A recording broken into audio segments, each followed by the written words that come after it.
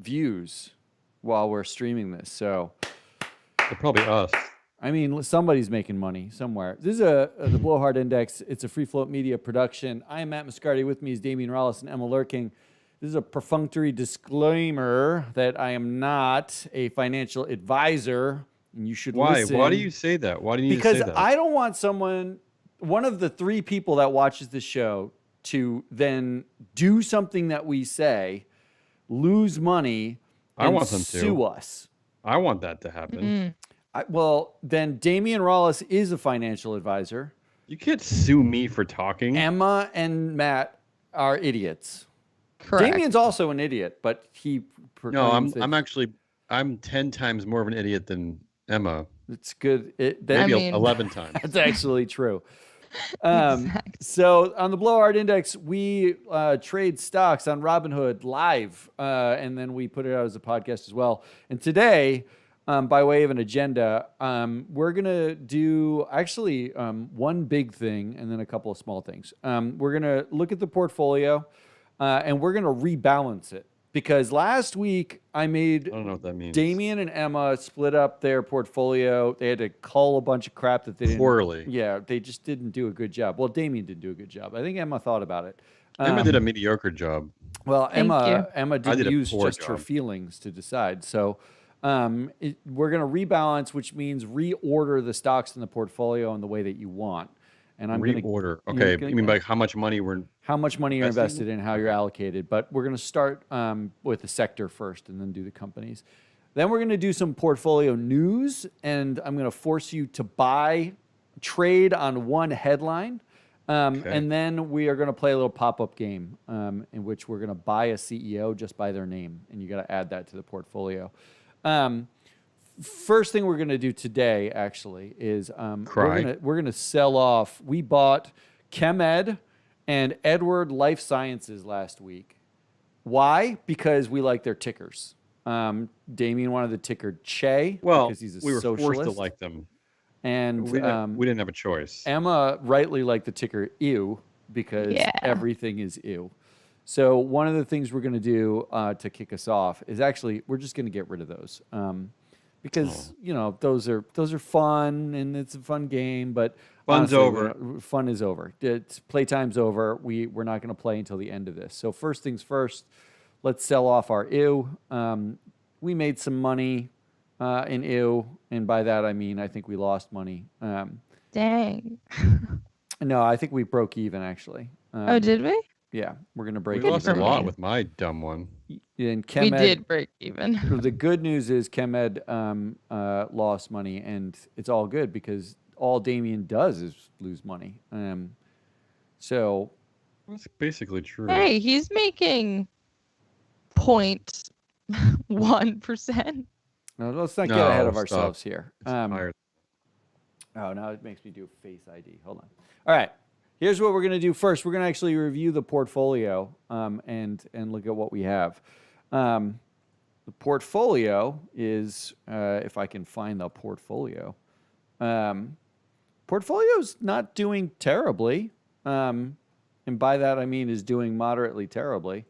So the holdings we have, the largest holding we have is still Organigram overall. 26 positions. Emma's biggest is Badger Meter, and Damien's is Organigram. Emma is up, let's see. Well, she was up 10% this morning and still up about almost 11%, 10.8%. Damien, just about getting that 1% mark. We're doing a good job. We're making up ground. The portfolio got killed this week. The market was not happy, and the portfolio reflects it. But more interesting, I think, is to look at the sector allocations. We are heavily overweight hipster stocks now. Almost 35% of the portfolio overall is hipster stocks. Those are like The Real and Etsy and anything that came out of Brooklyn between 2002 and 2009 is basically a hipster stock. Second with Woke stocks. But I did break down the portfolio allocations by sector, by person. So first, if you look at Damien's driving the hipster train. Damien He really is. 38% hipster, deep into hipster territory. And while Emma is actually deep into woke territory, much smaller allocation much allocation spread, I should say, much less diverse, but heavily concentrated in woke with 38% of her stocks. Now, you mean like by how much we're investing? Because we both have 4 hipster stocks. Yes, it's the amount, which is brings us to what we're going to do first and foremost, which is to rebalance the portfolio. Now, I'm going to set a little bit of a parameter here.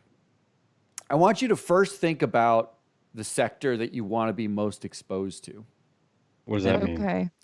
Well, Damien, your portfolio is almost half hipster stocks. Now, is that what you want? Do you think the future is hipster, or do you think the future is more woke or druggy or local or COVID-y? I want you to actually get into what you think the future looks like from a sector, and then we'll order the companies inside that sector to reflect what you like. So can you do that? Can you tell me? Well, I mean, drugs are the future, and the present and the past. What generation are hipsters? Millennials? Yeah. I'd argue even tail end of Gen X. Gen X tail, yeah, I agree. Yeah. With that. Gen X tail right through the beginning of Gen Z. In the sense that the Gen Xers, we created what it looks like to be a hipster, but I don't know if we act hipster. But that's a whole nother discussion, so forget it. I mean, we popped our collars, so I count that as hipster. Yikes. But we're not as consumery focused. What? Okay, so no saying, way. Please discuss. You might not be consumery focused. Hipsters are. That's the whole thing about being but hipster. no, They I pretend said we, that they don't like meaning, stuff, but they like stuff a lot. Yeah, we meaning Gen Xers, I'm saying. I'm not saying all right, I don't want to have this discussion. I don't want to have yet another discussion whether I'm a hipster or not, because it's boring. But you are, according to your portfolio. So now we want so I to I should dial it down, because I don't actually identify with hipsters. So your hipster stocks, even though I look like a hipster, your hipster you do stocks not look like a hipster. Yeah, you don't. Include Bumble, Square, Etsy, and Beyond Meat. Now, there's 2 things that you can do. One, you can make a case that one of those is not actually a hipster stock, which I was about to say summarily we can argue. Emma, tell me. Well, I need to look at the other sector options. What are the Yeah, Matt. So distractions, local, Brosef, interesting. Damien's the only one with a Brosef exposure to DraftKings. Why is Square? I don't think Square is hipster anymore. I think it's just normal commerce, isn't it? So you want to relabel that? Even my crappiest grocery stores I go to, they're all dialed into modern payment. But you got to think about the way you invested in it more than what the company does, because our sectors are different from normal sectors. You want to get into a normal boring ass sector conversation. You two idiots, e-commerce. You 2 idiots think I like Square because of Jack Dorsey. That's not why I like Square. Why do you like Square? Because it just seems like it's in the modern world of payment. I just think it's a smart sort of long-term kind of hold. So I don't care about Jack Dorsey. If that's the case, I hate Twitter. Stop telling me I love Jack Dorsey. You do love Jack Dorsey. And if that's the case, then both Square and Shopify would have to be changed, because Shopify is also under hipster. I don't even know what Shopify is. Oh my God. I'm not explaining it to you again. Ify. It sounds Ify. What is that? Ignore him. So would you recategorize Square as just modern, like postmodern? No. It's just like, what is it? I told you last week, I put it in my smart category. Smart is not a category. Why? What do you get to decide? Because smart is a dumb category. Smart is good business. I can't identify a company as smart. Like you can say it's smart, but Emma could say it's stupid. Yeah, it's true. I think Shopify is smart. I think it's just like a smart. It's just modern. It's right where we should be. Just Postmates seems smart. In my head, Square and Shopify are under like pop-up shop. Like, Oh, come on. you know, Pop-up. that's how I think about them. It's pop-up shop culture. I don't know what that means. That sounds incredibly hipster to me. I guess. What I don't hipster? know. Every hipster loves a pop-up shop. That's all they do. What do you do on a It's weekend if you're a true. hipster? You Oh, go Emma, out you're to saying the because flea market, pop-up flea market in Yeah. that rundown warehouse that's super cool to go do. Yeah. Emma, are you No, saying I that hear because they you. don't take Then when you cash? buy your crappy, tiny, small business wares that everybody put a bird on it, you're using Square. They basically are the infrastructure to hipsterism. Hipsterism does not exist without Square. The ability to run a credit card and buy your shit with a bird on it. That's my point. I don't actually agree. I think we've evolved beyond Square. There's a lot of other there's all kinds of Apple Pay, Android Pay. Okay. I think that I've hit on something that I think is I think that in my head, companies like Square and Shopify, or even not even the companies themselves, but the impetus for investing in companies like those is soft capitalism. It's like not quite as egregious, you know? Like Apple and Netflix, like they feel like egregious, in your face, disgusting capitalism. But Shopify and Square, like small businesses, pop-up shops, hipsters, which is just, another underlying version, but it's soft capitalism. I like the idea of soft capitalism. It's like we'll call it barter. How about barter? Well, you're not actually bartering for anything. No. But I do like the idea of like a cash baby's is part of a ass barter of capitalism. Yeah. It's like you're wrong though. You are bartering. Probably just as bad, but doesn't feel as bad. Why are we? No offense to all of you, but who cares? Why do we have to do this to decide what we're gonna change in our portfolio? Do we have to label? If you want to just like organize it, then you just organize it. But I'm telling you that the way most investors actually think about their portfolio is what their exposure is to certain things. If your portfolio is all tech, for instance, your traditional all tech portfolio, then you have a tremendous amount of exposure to one sector and you're just hoping the whole sector rises. Well, then here's where you're missing where I'm exposed to my feelings. That's what drives my portfolio. So that I don't think it's about categorization. It's about you don't have different feelings. Why don't we then label your sectors as your feelings? Sadness, happiness, confusion. Yeah, and that's why I created my own. I mean, if you let me have control of my portfolio, like if there was like an app that let me do that, you would see that I labeled mine as feelings, as smart, as buy local. No. Get more granular. Feelings is like a lot of things. It's happiness and sadness are the opposite feelings. Does it just making you feel something isn't what it does. It makes you feel good for probably a reason. So can we at least label them in a way that says these make me feel good because black people work there. This makes me feel good because dumb hipsters buy shit using it. Give me something, because you're calling feelings and smart. It's not really actually it's not like a column we can use in a spreadsheet. We're collecting data here. All right, We're collecting your data about what drives you. It's how I organize my portfolio. So I don't know. I don't know what to tell you. All right. You guys, you can decide. Then tell me how you organized it. What's organogram? That was fun. Fun. What's Bumble? Feelings, because I was going with the female-led company. Yeah, we got to come back to that because we talked earlier about Bumble and the myth of the narrative. In fact, most of the reason why I'm getting killed by my portfolio is that I'm heavily invested in my feelings. Like I'm a black-owned company, a female founder. I want. What's Tan Tech?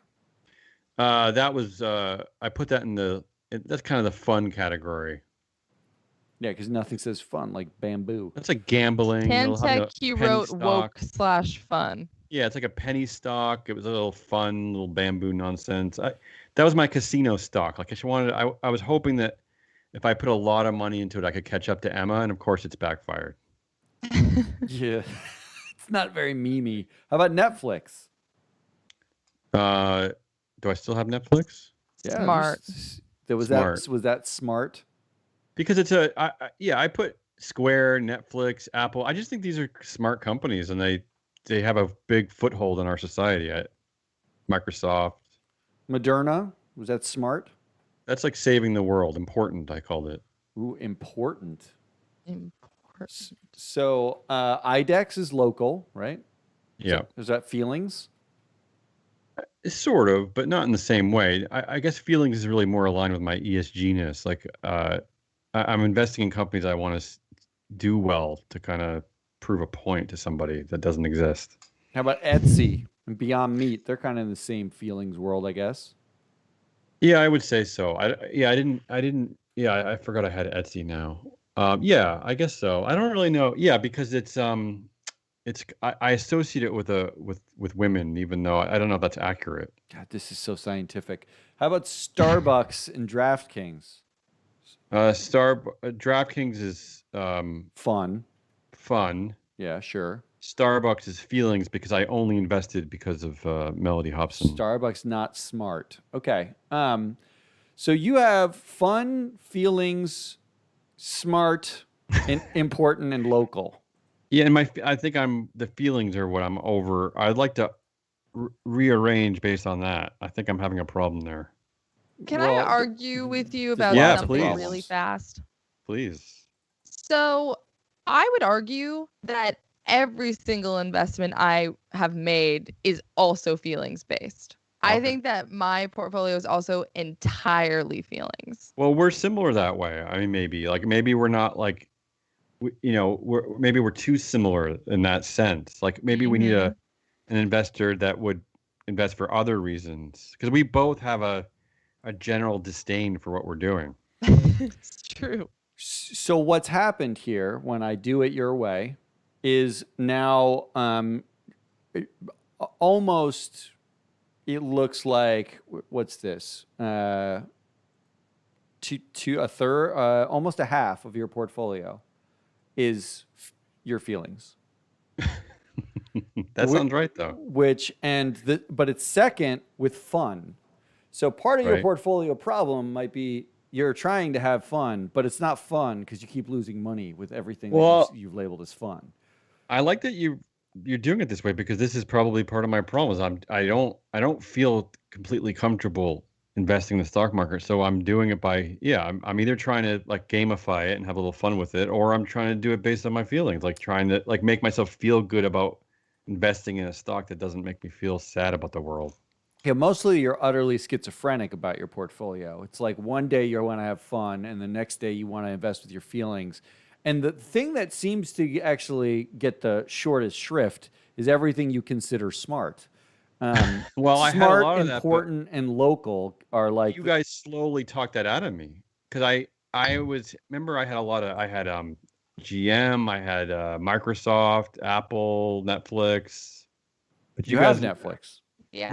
A lot of the reason why I got rid of stuff is the level to which you guys made fun of me, and I just was just like, wait, you chose to get rid of Apple and Microsoft. You ranked them last week. You ranked them, not us. I didn't make fun of you. Part of the reason why I got rid of those is Emma constantly hammers me, and I almost just wanted to stop hearing it. Oh, it's so easy to like point to the woman in the corner who's making her own decisions and say, "Oh yeah, she's why I got rid of stuff." So no, I'm not. Should we put I'm not bullying blaming her as for a category? That's your voice, Emma. That's his voice, the only category. The only category then is basically bullying. Yep. David gets bullied into every position.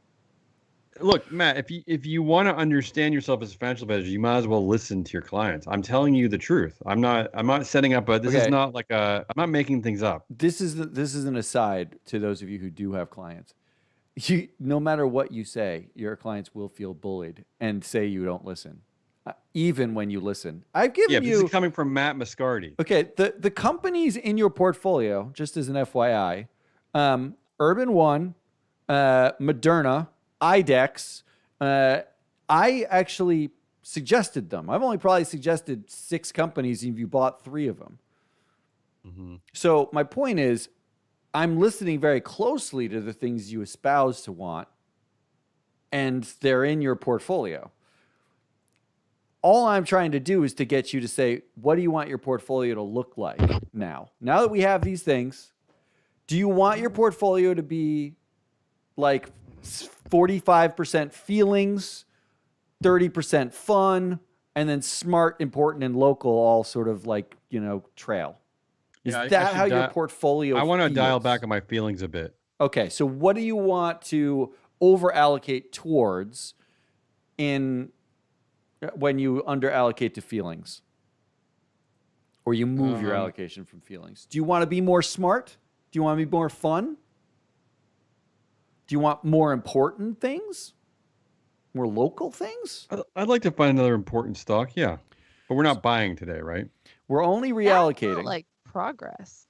We're only reallocating. So yeah, it's weird. I'm confused what to do with this. I know. Well, I wouldn't do anything. You're telling me to do something. No, I'm asking you if you want to do something to reallocate your portfolio. You I said I'm too far. I mostly want feelings. Urban One to stop kicking my ass. Is what I want. Okay, so we're selling some of Urban One. We're going to reduce Urban One. Dial it back. Okay, reduce your Urban One exposure. So that'll get rid of some of your feelings. Hopefully, it won't hurt your feelings. I don't want to hurt your feelings anymore. Do you want to increase any other sort of exposure that you have? Do you want to be smarter? Do you want to have more fun? What do you want? Nothing? Yeah, we could tick up my fun and smart. Sure. Tick up fun and smart. So that will slightly increase your organogram is fun. You said Tan Tech is fun. And DraftKings is fun. I should look into why Tan Tech is tanking. And then Netflix and Square are smart. That's good. I think that's about right. Okie doke. So that's what we're going to do with your portfolio. Now, going back to Emma's portfolio. Should really do the opposite of what I'm saying because it's going to fail no matter what I choose. Oh my God. Emma, do you want to rename your sectors to smart and fun and feelings? Or do you want to go with the sectors that sort of describe the general zeitgeist? No, I like the original categorizations. Those make sense to me. You are have deep exposure to woke and hipster stocks. Woke is number one, hipster's number two, but and then drugs and COVID sort of are in the next tier. They're about the same, and local and death dealer are at the bottom. Those are your JV stocks, your local stocks. Those are my JV stocks. Okay. Death merchant. So, do you have any feeling? I hesitate to say that word, but about what does that describe you? Are you mostly woke? You probably are, like 35% woke, 35% hipster, and then 30% ran drugs and COVID. Emma's way more woke than she is hipster. I think she's more. I think her drugs and hipster, I think, need to be like. I think I agree that my hipster stock I would like to see go down a little bit because, for example, I think that I do lean. So of course you know that I hate the word woke, but I do think what's wrong with the word woke? I don't see what's wrong. It implies that like being educated about social justice is, a bit. You deserve kudos. It's like, oh, she's so woke. It's like, no. They just understand and they're trying to learn. That's it. You're not woke. It originally comes from a positive source. No, I think it does, and I think that people have now taken that word. I'm woke. All right, the etymology of the word woke, I could care less about. It describes a thing we can understand. This is how she's invested. Let her invest. So, at that point aside, I do think that the wokey category feels better to me than the hipster category, as exemplified by our show the other day when we were talking about the Starbucks board members' coffee orders, and Matt was like, double espresso, black coffee, hate everything. Whatever. And I'm like, I don't care. If you want to get your coconut pistachio milk, honestly, more power to you for admitting that you have it, because society has. So I'm not going to be that hipster douche that's like, oh, you don't drink your coffee black and from like a small source, whatever. Don't be that person. Yeah. So hipster feels a little wrong to me. However, it is a part of me. I'm sure to a degree there's shit that I'm snobby about that I don't even clock. So it is a part of me. I would like it to be less a part of me.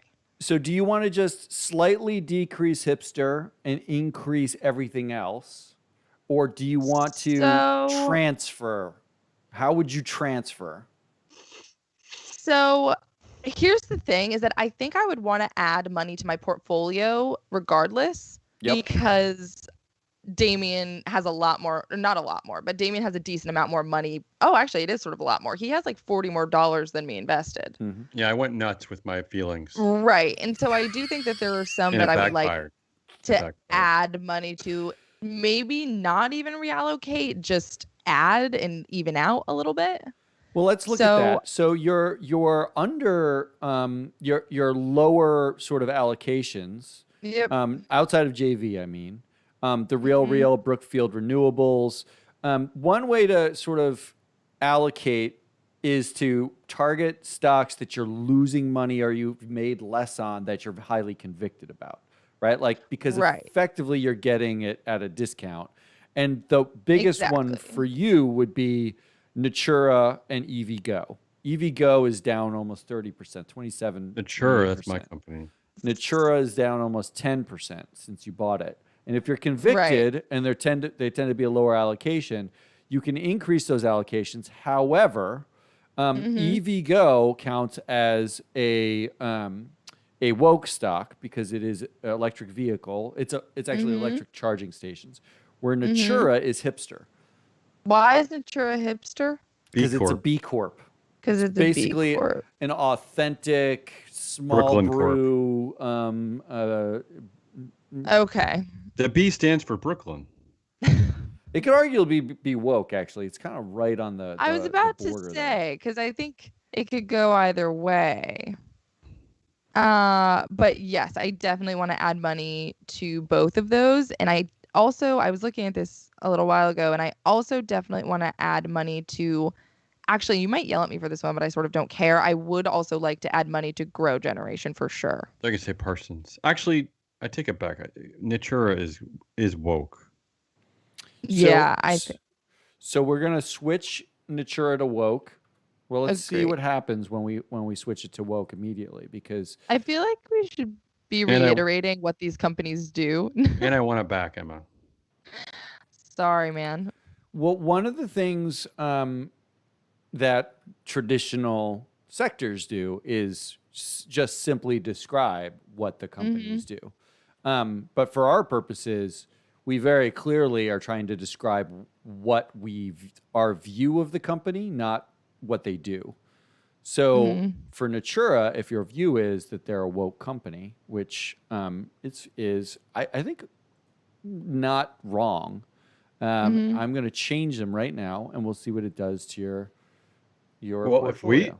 If we said so, then it's right because we're brilliant. That is definitely not true. If you said so, it usually came from your feelings.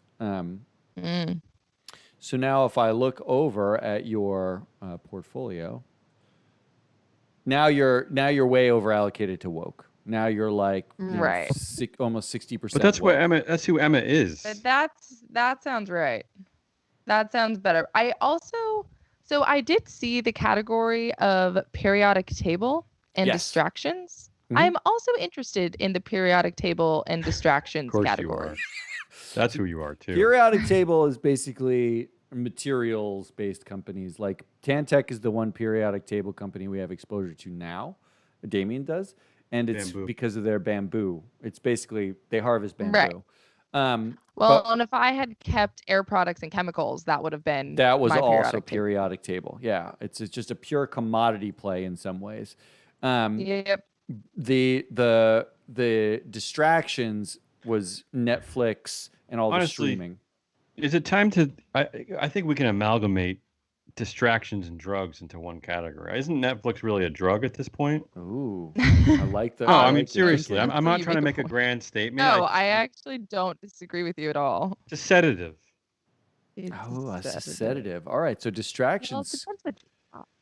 It's what I like. Drugs. When you fools are off like hitting your Cypress Hill bong at night, I use Netflix in the same way. Like I use it to kind of just chill out and relax. Well, I use both.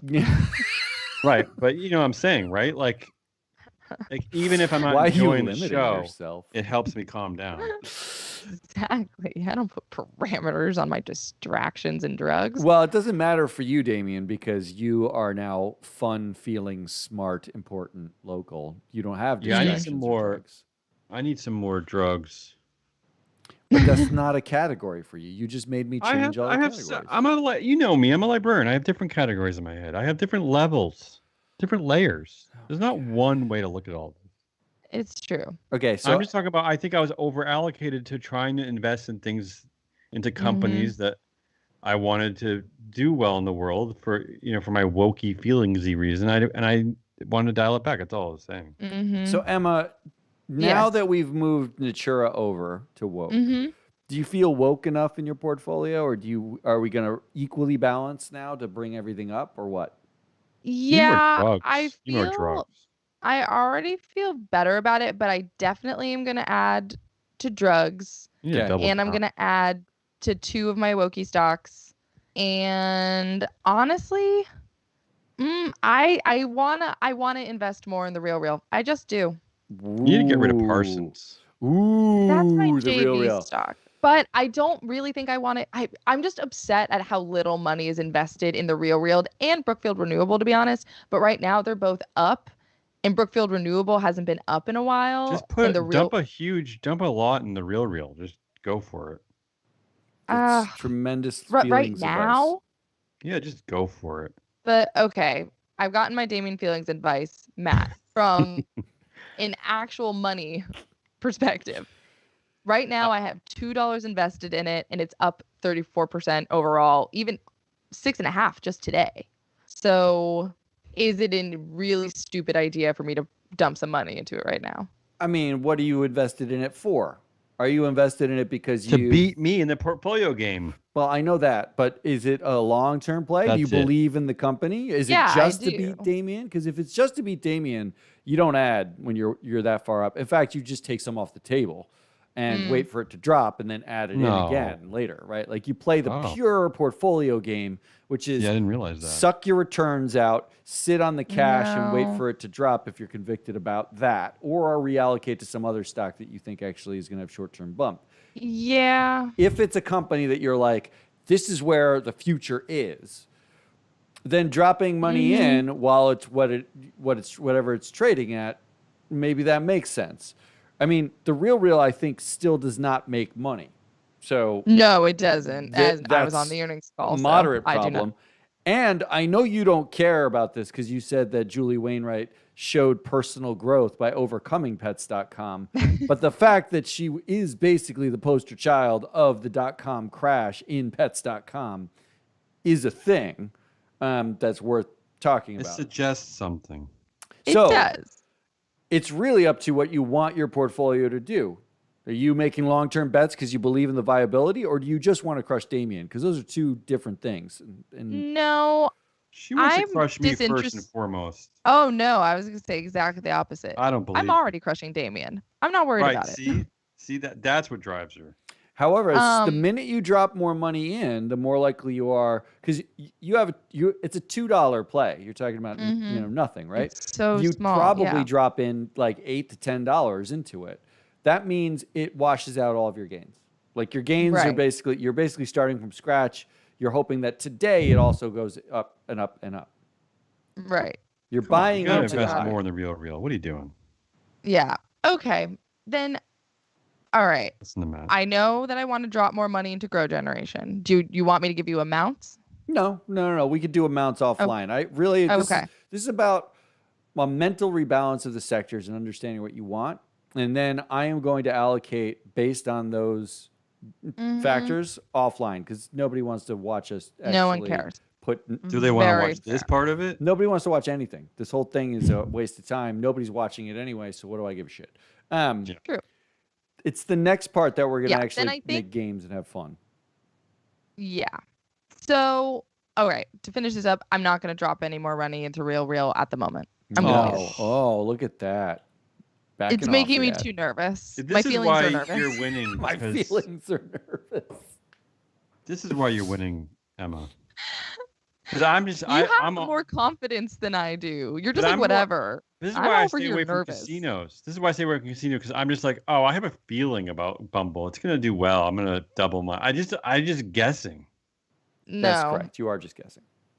I gambled once. That's how I'm doing It this. went well, and now I'm done. Like I would double my investment in Bumble because there's a part of me that thinks it's gonna eventually You spike. should. Do you want to? Make the Bumble case. Can we talk a little bit about Yeah, let's Bumble? talk about Bumble. This 'Cause is- I would lost, like to talk about I Bumble. lost some of my love for Bumble this morning because of Matt. Yes. So Uh-oh.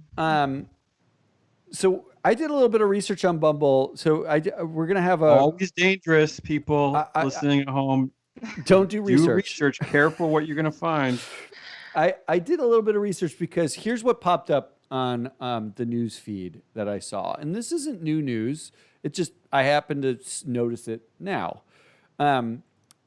This is actually very old news. It's from 2019. It popped up in the news feed now. I don't know why, but it says Blackstone to take majority stake in Magic Lab, owner of Bumble and Badoo, at $3 billion valuation.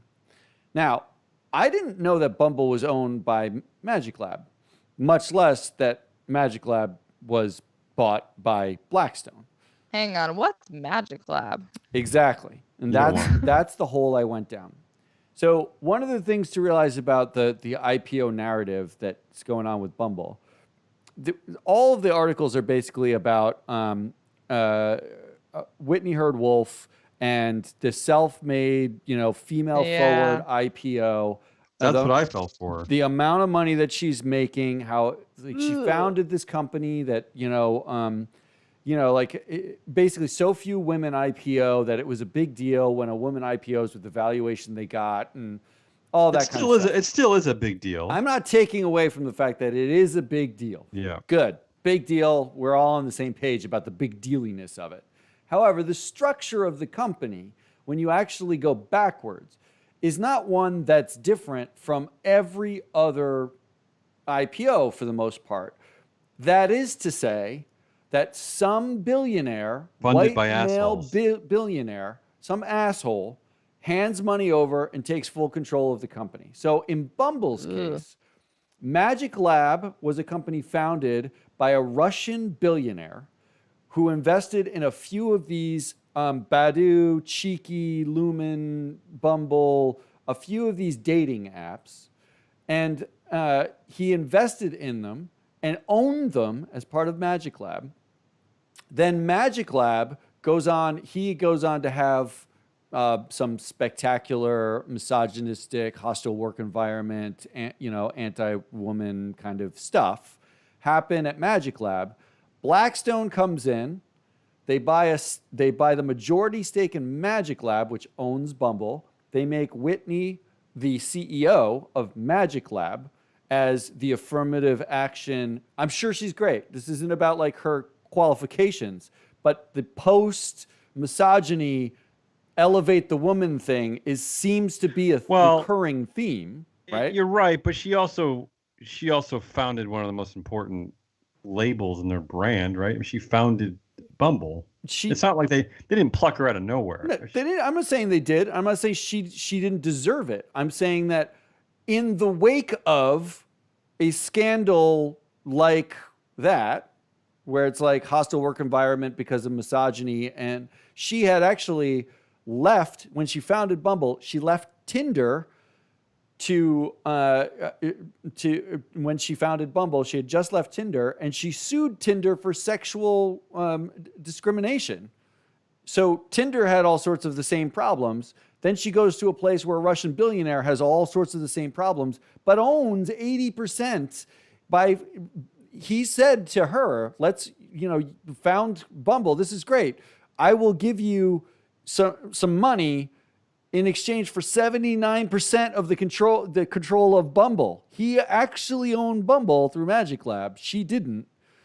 And then Blackstone, who is owned by Steven Schwartzman, arguably the Trumpiest of Trump supporters and a notorious douchebag. I mean, a loser. I'm saying that like, like I don't know him personally, but he's a paper douchebag. Let's call him that. A douchebag in the press. He's a bad guy. Now they take a stake and they elevate her. When it IPOs, she's successful. I'm sure she's done lots of things to earn this, and I'm taking nothing away from her. But the narrative is this like self-driven, women-only kind of narrative. It focuses largely on just that part. But this is actually the same thing that happened with Netflix and every company that IPOs. It's a bunch of venture capitalists who are all white billionaires throwing money at something that they know or think is going to make them money, and they own the thing that comes out of it. She actually does not own Bumble. It's owned by Blackstone. It's a Blackstone company. She has a significant ownership stake, though. She does have a significant ownership stake, more than Reed Hastings had when Netflix IPO'd. Right. But it's still like this kind of like the narrative of like, she is Bumble is not totally true. By buying Bumble, you actually own, you're at the whim of Blackstone. Blackstone makes the calls.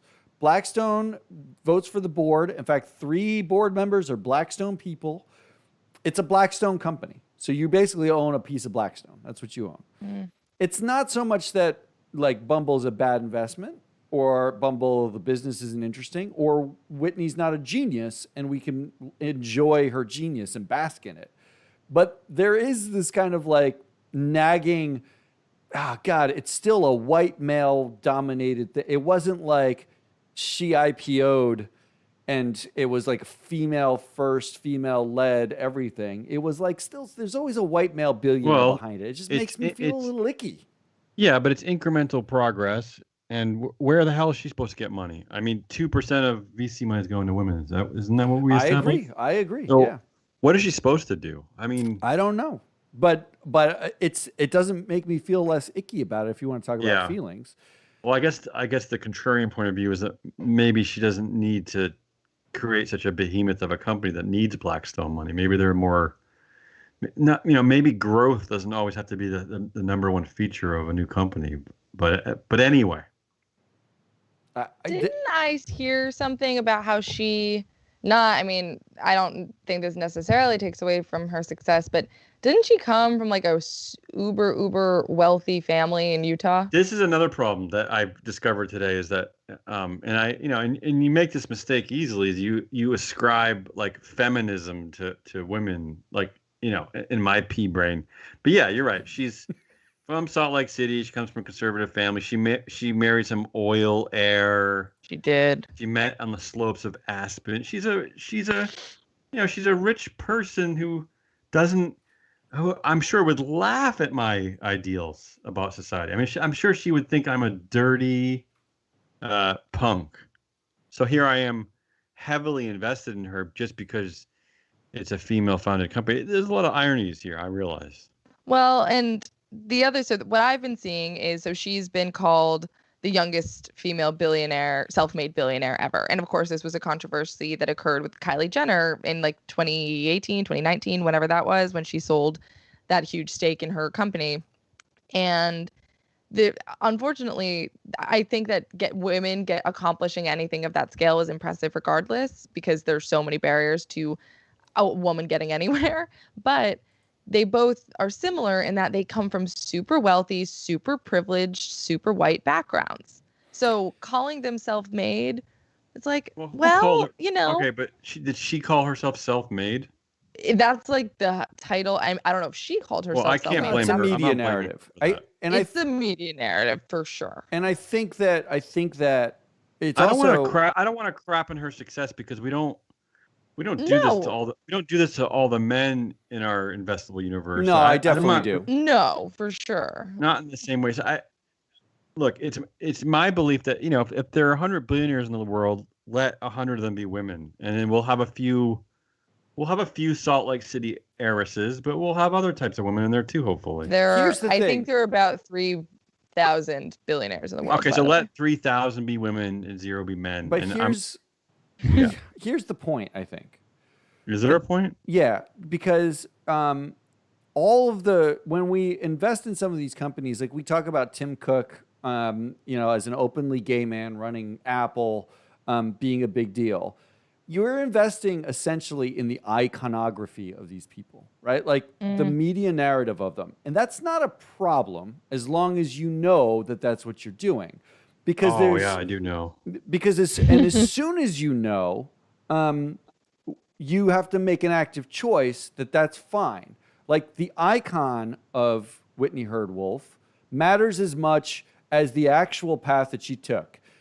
That the path that she took has been riddled with misogyny and sexism throughout, and she's overcome it. She's survived it all the way to an IPO, to be, the CEO of a company that IPO'd at a valuation that's astonishing, when that very rarely happens, right? That is, you can't take that away from her. But her as a feminist icon is something we put on her and ascribe a media narrative to. Yeah. And that's the same problem we have with almost every CEO. We think they're geniuses or whatever. They're still shitty humans mostly. Yeah, and I think feminist icon is a little beyond what I was thinking. But yeah, I agree with you. So all that said, do you want to do anything about your Bumble allocation? I mean, yeah, this is what I'm going to do is I have this strange thought that it's eventually going to have a moment of glory, and then I'm going to get rid of all of it because I hate Steven Schwartzman and Blackstone. So we're just going to wait for it to bump, and then you'll dump. Yeah, I think that's I think I was going to be. I think I just said to Emma, like, I had this feeling like, it's going to be good in a year or so. So it's like a long term for me. But now it's just the opposite. If it ever breaks through for me, I'm going to be done with it because I don't. Again, I'm not like. I still believe in the zeitgeist of female leadership, but I really I have no interest in being involved in the Blackstone world. All right, so let me sum up where we are right now. What we are going to do is we are going to increase Damien's exposure, or decrease his exposure to feelings and increase it to everything else. And other than that, we're not doing any directed ads or subtractions. For Emma, we are directed adding to Grow Generation, Natura, and EVgo. But we are also sort of metering the hipster to woke exposures. That about summarizes the rebalance. Now, I'm going to throw some numbers at you guys offline, and we'll do that offline. And when we come back next week, we'll have a rebalanced portfolio. But before you get too comfortable, I want to do 2 quick games. How about this headline? The United Nations accuses Blackstone of contributing to global housing crisis. Oops. I'll throw that one in there. Yeah, go ahead. Good thing we own one of their companies. So I want to do some portfolio news. And this is quick headlines. I want quick reactions. But the outcome of this is you actually have to buy or sell, buy more or sell some or all of one of the companies in the headlines. So I've got 5 headlines for each of you. And I'm going to run through them and you could tell me how you feel. You ready? Yep. Okay. So, I'm either buying, Emma, go first so I can understand how this is played. Okay. Go ahead. Emma, since you're more flexible. And smarter. You'll go first. Okay. Ready? I'm going to rapid fire these headlines and you can comment if you want, but otherwise I'm going to rapid fire. Okay. Natura and company to achieve net zero carbon emissions by 2030. Keep the same. Amsite named one of the 2020 best and brightest companies to work for in the nation. I'm a genius. EVgo plugs its chargers into what was Tesla. Her decision on Amsite? We're not making individual decisions. When we're done, you have to pick one. Well, she said keep. Okay, go ahead. EVgo plugs its chargers into Tesla. EVgo and Tesla getting married. Okay, all right. Here's one that I didn't know what to do with. It's sort of a dual headline. Off-White and Nike sneakers expected Yep. to top luxury resale lists this year. What? Yep. Also, the RealReal's consignment report expects high-end watches and top designer collections to be in demand this year. Oh, Yeah. boo. Boo high-end watches. High-end watches, off-white Nike sneakers. Buy a home for homeless persons. Last up, Forbes names Parsons Uh-oh. a world's best employer. Oh, please. Wow. And Forbes. And COVID takes a bite out of Parsons' fourth quarter results, but the company leaves a missile contract in order to make up the money. So they leave a missile contract, less deadly, and they're the world's best employer. Leave a missile contract. Pick a headline you want to buy or sell. Trade the news. What are we doing? Okay. This we're going I to do would live. like- I'm going to add live on screen. We're adding Okay. something to this. That's fine. I would like to double my no. I would like to triple my stake in Amosite. Yes. Wow. What does Amosite do again? What is Amosite? Oh, every It's single learning week software. we have to tell Learning him. software. All Oh right. yeah. I mean, So that's a smart play. You Homeschooling is going to go through the roof. you want to triple it? It's at $4 right now. Yeah. Is your current allocation. Triple it to 12. You want $12. Yeah. So we're adding I do. $8 to Amosite. Well, tripling is technically 9, but 3 times 3 is 9. I'm making it, Maybe Matt shouldn't be anyone's financial advisor. except that it's worth 4. So But Matt, Amosite? No, it says that. Oh, it's worth 4. Okay, then yes, that's 12. Matt I'm likes to adding be 8 to positioned to yell make at it us. triple Sorry, the I position, was looking. right? Yes, So I'm good with 12. I like good. 12. You're good with math. Yep. All right. So talk about feeling the news. Amosite, best and brightest companies to work for in the nation. so we Worth can only buying. make one decision. You only get one decision here. You have to pick one. You pick your Honestly, favorite. that Use your headline feelings. came through and I knew exactly what I was doing, Just regardless of the channel other your headlines. feelings like Luke Skywalker. So you wanted to triple Amosite no matter what. Well, I had been looking at it before, but that headline, the second I heard it, I was like, "That's mine." That's my According to headline. who? Who said that, Matt? Who said that? Well, Emma didn't ask, so I can True. tell you, it was NABR. Oh well, yeah. Okay. Neighbor Network it is some random ass thing. It also stands for sodium bromide. How much did they so in case pay you care. NABR to say that? It's not clear. This was Yeah, a press okay. release in Young All right, let's go. Finance. Damien's up. All right, quick news. Ready? Feeling it? Oh, Feel my good? portfolio is now underwater. Yeah, go Here ahead. we go. Damien, Urban One Oh boy. partners with Peninsula Pacific Entertainment on a $517 million casino. Urban One Oh. getting in casinos. Oh god, they're just desperate. They're going to be entertainment in casinos. So robbing people of their money. Ready. Bitcoin's biggest players now include Tesla, Square, and MasterCard. Square has taken... Yeah, Dorsey loves. Dorsey's deep in it. I think they just added another $170 million in Bitcoin I don't know what today. that means. All right, next. IDEX Uh-oh. tested thousands of cats and dogs for coronavirus. None had it. Oh, IDEX. good job. Whoa! IDEX. I could have told you that by just like smelling them. But making sure that our cats and dogs don't infect us. That's a good thing. Pepsi and Beyond Meat are teaming up for plant-based snacks. Well, you know, I think Beyond Meat just teamed up with McDonald's today. If I'm wrong, I could be wrong. Well, that's not this Okay. headline. That's Pepsi and Beyond Meat. And then your last one, and I thought this on the back of our show Yeah. from earlier this week. Starbucks new menu features a Uh-oh. chocolate chip cookie latte. Oh, that's stupid. That's like Dunkin' Oh, no. territory. I didn't expect Don't get all that. Dunkin' Starbucks. Just sell black coffee. I and was wondering shut what up. Oh board my member you God. thought would choose chocolate chip cookie latte as their favorite. Although I do want this coconut milk pistachio thing that woman likes. That doesn't sound good to me. All right, I want to do what Emma did. I want to triple Beyond Meat. Wow, Beyond Meat is not a small allocation for you either. Oh, it's It not? is Beyond Meat is, I guess it's smallish, and you love it. So we were gonna make it bigger. So it's trading at $4.50. I just want to be like Emma. $9. I just want to be like Emma. Well, Emma, you can't duplicate Emma. You have to be. But like I'm really you. afraid of this. Can you tell me the name of this casino company? Peninsula what?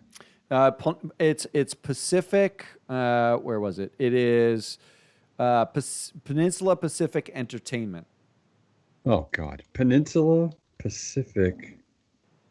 That sounds made up to me. I picked that one. Especially because it's straining.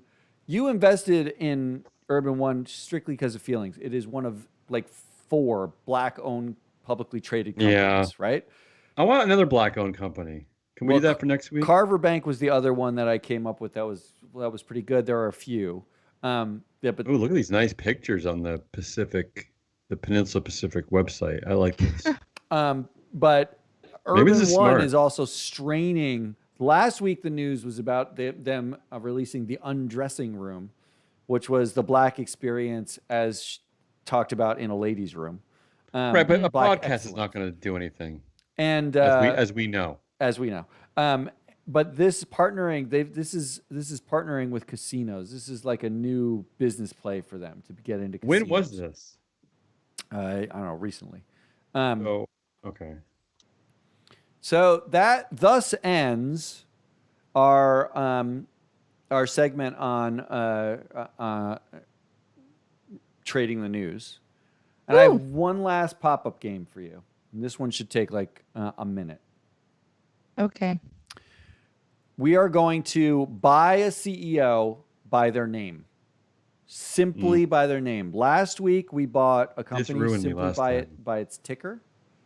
And we got a token $1 play. This week we're going to buy a CEO simply by their name. You're just the names. Here are the names I'm going to throw at you. You each have to buy one. You can buy the same one, I don't care. But you each have to buy one. Ellen Gordon. I will tell you what company they are the CEO for and why I chose them afterwards. Okay. Ellen Gordon, first choice. Martine Rothblatt. Oh wait, I know Martine Rothblatt. Didn't she like develop serious satellite technology? I don't know. No, keep going. She does not. Jim Are you sure? Continenza. Is that true that it's not? Or are you just saying that's true that it's not. Okay. Jim Continenza. Oh, that sounds terrible. Jim Fitterling. I don't know what that means. I mean, it's a name. It doesn't have meaning. It's just a name. Jay Adair. And, that's it. Jay Adair. That was the last one. So Ellen Gordon, Martine Rothblatt, Jim Continenza, Jim Fitterling, or Jay Adair. Well, I know who I want because I'm pretty sure Matt's wrong. I think Martine Rothblatt is a transgender executive who created satellite radio, is an incredibly wise and awesome woman. So I want her. I think. You're right about some of those things, but not others. It rings a bell back when Howard Stern joined Sirius Satellite. I think that's who that is, and I love her. Okay. So this is another feelings thing for me, but I heart her. Okay. I do. Well, that was pretty convincing. If any of those things are true, if you're right, I'm pretty interested in Miss Martine. But just for difference's sake, I'll go with Jay Adair. Not only is she an activist, but she's also a brilliant woman. Okay. Brilliant. So, Damien, you are right that she is a transgender. So the company that she's the CEO of now, she did start Sirius XM 100 years ago. But she's the CEO and has been for some time of United Therapeutics, which is a biotech company. But she is one of open transgender CEOs of publicly traded companies. So without a doubt, you got the one. And Emma, you chose Jay Adair. Now I did. I know Jay Adair. Wait, I know this name. You probably do because I imagine he feels governance legendy Yeah. Yes. Exactly. for his Tell me terribleness. Okay. So Jay Adair is the CEO of a company called Copart. It is a used hey, I think car I wrote sales something. and I wrote something salvage on company. Copart. Yeah. Keep talking. His father-in-law founded the company, and Oh, God. he joined the company when he was 19. Of course. His father-in-law Oh, put him on the board when he was 21. has he been on the board for like 60 years? He's been on the board since 1992. Okay. They made him CEO for his 30th birthday. His total realized pay in 2019 was $158 million, fifth in the entire United States for realized pay. For working at a what, like a car salvage A literal company? used car sales and salvage. That is disgusting. Well, at least he's contributing. His to our net worth is great planet. 1.1 billion, and he That's got there gross. because of his father-in-law. He married into it. So Damien gets to buy United Technologies. No, I get to buy Martine. United Therapeutics, rather. I don't care about that. You're getting $1 of United Therapeutics, and let's actually show this on screen because I can do that. Matt, you've stumbled on a brilliant idea here. Is that this is what I want more of. I want to invest in like people. I don't really care about. I like this. I like this. Like So this should be a thing. Next week, the thing we're going to do is we're going to buy management teams. We're going to go through boards. Let's do it. And you're going to buy companies of the people on the boards. Adair. But while we're waiting for that, Emma gets to own some Copart. We're going to add $1 of Copart. Here's the reality: is that to her portfolio. Added. Emma once again is she probably made the wise decision. She's probably going to make a tremendous amount of money. I know. Ew. And you're always feel good about it. Yeah. Anyone listening, invest in Emma's choices and don't just ignore me. Ignore me. Speaking of, I feel like I should announce that we did get a question in our YouTube live stream.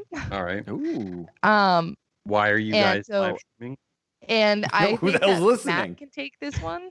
And I think I have predicted what Matt's answer to this question will be. Bring it. The Master's Dad 1 says, what price is a good entry for Tesla and Apple? 2 thumbs up emojis.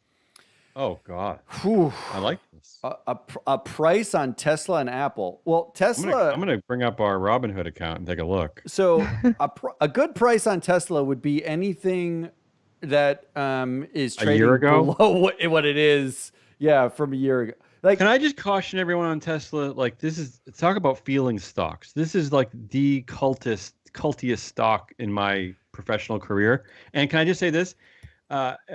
Despite Emma and Matt bullying me out of GM, I think that the car companies are coming. The EV, they're coming. I don't know. Like, Tesla was pretty sexy. Even I loved it. But even the new Hyundai EV that I saw looked sexy. I just think people are coming for them. So just be careful. Well, here's what I would.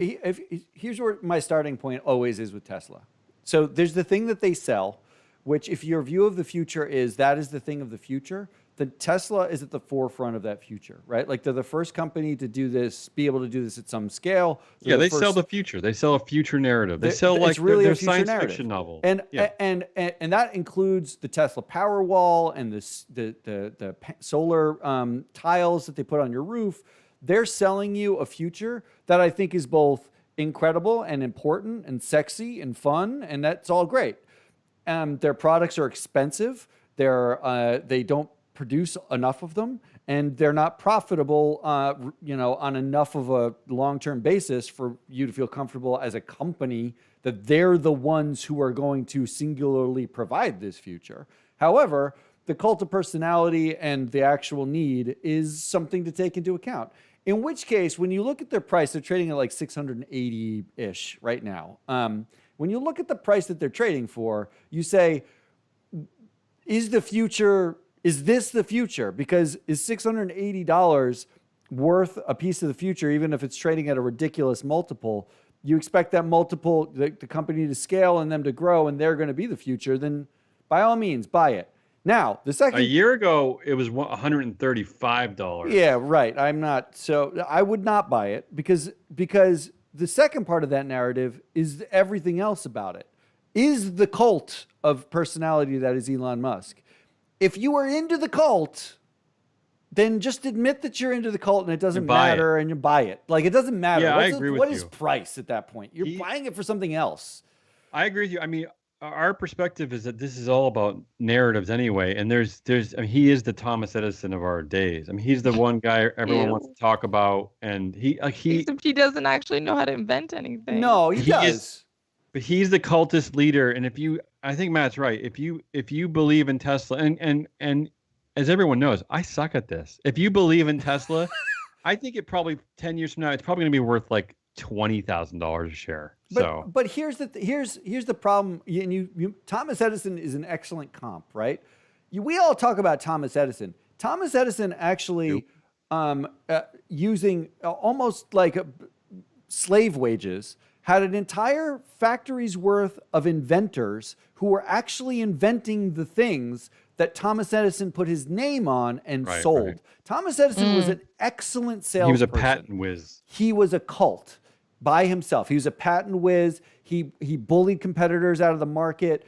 I'm not saying Elon Musk is exactly that, because he's not that. Elon Musk has some level of, genius, and he has a vision, right? Like Elon Musk, you're buying his vision, but he is not like right now they have tremendous amount of workforce problems. The workers want to unionize. They are working overtime. They get, California's already sued them for this. On his board includes people like Larry Ellison, who takes staunch libertarian views about the role of government and what the workforce should look like. And James Murdoch, who basically owns the conservative talking point empire, that is Fox. There are, Emma's literally banging your head with the microphone. There are legitimate things that you can look at and say, these don't make me feel comfortable with the cult of personality that is Tesla. Not to mention if you get into the fundamentals, which the entire market has decided to disregard. Like for over a year, the sell side was saying they're way overvalued. It was the most heavily shorted company for several years running while we were at MSCI. The market has agreed that the value does not reflect fundamentals. Can I just say this? In which case, don't buy it with a 20-foot pole. I would say be careful of Tesla, but I wouldn't be careful about Elon Musk. I mean, I don't know if he has anything IPOing or Dogecoin. Keep an eye on what? Dogecoin. Well, just keep an eye on I think investing in Elon Musk is probably a smart long-term play. I don't know about Tesla. I disagree, for the record. No, if you're investing in Elon Musk, you're investing in Elon Musk, the personality, cult draw community that surrounds him. Which is solidified. Right? You're investing in the fact that when he speaks, people go buy the thing because it's both really funny weird about it. And they believe him, right? Yeah. So that's not going away. It's an interesting question about price, because price is a non-factor in Tesla. You either come at it and you say, I buy the cult, and therefore price is nothing. Or you look at it and you say, God, there's no fundamental that supports a price at this level, and you walk away. That's pretty much it. It's a FOMO stock. If you're into it, just get one. Get one. And the other one he asked about was Apple, right? I assume it was Apple's different. Apple is totally different. Apple is, in my opinion, it's effectively. It's turning a little bit into like a record label where they're selling you the same thing in slightly different formats, right? Like they came out with the iPhone 10 years ago, and now they're just selling you different versions of iPhones, and they're bricking the old ones so that you have to go buy them. I don't know what that means about a record label, but that's fine. I'm not sure Apple's innovating in the way Tesla is. And this is a point of maybe argument. Do you think Apple as an innovative company anymore, or do you think of them as a mainstay? It's what everybody has, like mainstreaming company. They've definitely entered into the Google, Microsoft, like they're just sort of here. They kind of have a grip. Although, I mean, this is really like all about whether you believe that they're going to come up with the thing after the smartphone, because the smartphone it has to be on its last leg. So who's going to be the one? Is it going to be Apple? I mean, people, they tend to doubt without Steve Jobs that they can do it, but I don't know anything about that. Well, they're trading at a 33 price to equity, right? Like, what does that mean? So reference, is that good or bad? So the Tesla is trading at an over 1,000 price to earnings. So Whoa. for every dollar that Tesla makes, their price is 1,000 times that. That's basically, per share, 1,000 times that. Apple's is 30, 33, something like that. So, and that's slightly above what the market average has been for years and years and years, around 20 or 25. But it's below even what like Facebook and Google are trading at, right? Google is actually trading at a 34. So Google's actually slightly more viewed as, worth it in the future. If you take price to earnings, that ratio is effectively what is someone in the stock market willing to pay for how much that company currently makes. It's kind of a view of how much people think it will make rather than what it currently makes. Because if you just paid for what it currently makes, you wouldn't be worth the price necessarily. You want it to go up. You want that price to go up, which means you want them to make more. Tesla is off the charts. Everyone thinks it's gonna. There's no valuation to talk about with Tesla. Yeah, it's hard. Yeah, Emma, what's the name of the user? The listener? Master's Dad 1. Master's Dad 1. Don't be an idiot. Just buy Apple. What are you doing? It's. I don't think it was head to head. Was it head to head? It's Apple. It's only 123. Come on, what are you doing? Apple's that they're good for a while. I'm not telling you to hold it for 50 years, but come on, what are you doing? If it's head to head, if you're looking for a short-term flip, then Apple's not your bet. Have you seen those beautiful stores? Come on, I'm sorry. If you want it in the short term, what are you doing? Everything we talk about is long-term. That's our problem. Overthink. We don't think about anything in the short term. And the questions that we're going to get are like, do you think I should trade it right now and make money by tomorrow? Well, I don't know about that. Yeah, we know shit about shit when it comes to that. Apple's going to be strong for at least 5 years. I'm sorry, I'm not on Reddit right now, so I can't tell you if it's going to go up tomorrow.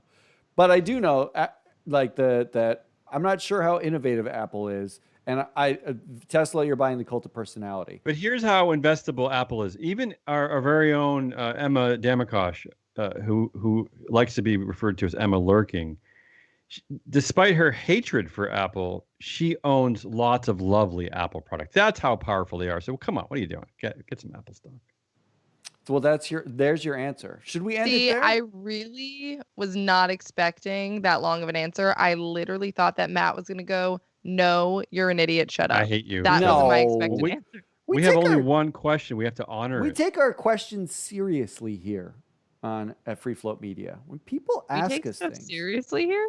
When people ask By the way, us that things, was me. I'm actually that. I'm Master Dad 4000.